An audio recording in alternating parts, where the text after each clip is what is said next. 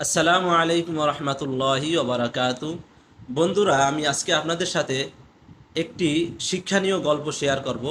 আশা করি আপনারা আমার এই গল্পটি শেষ পর্যন্ত দেখবেন এবং সুন্দর গঠনমূলক কমেন্ট করবেন এবং এই গল্পটি সারা বিশ্বের মানুষকে দেখার সুযোগ করে দেবেন, বেশি বেশি শেয়ার করবেন এবং এই গল্পর অনুযায়ী আপনারা চলার চেষ্টা করবেন ইনশাআল্লাহ।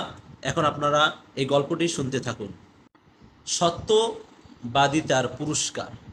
এক গ্রামে এক কিশোর ছিল, নাম তার সালেহ। সে সবসময় সত্য কথা বলতো। তার বাবা তাকে একদিন শহরে পাঠালেন কিছু মালামাল বিক্রয় করতে। পথে দস্যুরা তাকে আক্রমণ করল এবং জিজ্ঞেস করল, তোর কাছে কি কোনো টাকা আছে? সালেহ বলল, হ্যাঁ, আমার কাছে কিছু টাকা আছে। দস্যুরা অবাক হয়ে বলল, তুই আমাদের ভয় পাচ্ছিস না? সবাই তো মিথ্যা বলে। সালেহ উত্তর দিল, আমার বাবা আমাকে সত্য বলতে শিখিয়েছেন আর আমি আল্লাহকে ভয় করি। তার এই কথা শুনে দস্যুদের নেতা কেঁদে ফেলল। সে বলল, তুই আমাদের চোখ খুলে দিলি।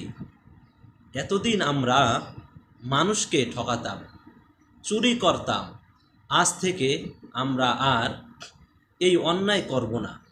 সেদিন থেকে সেই দস্যুর দলেরা সবাই তওবা করে সৎ পথে ফিরে গেলেন।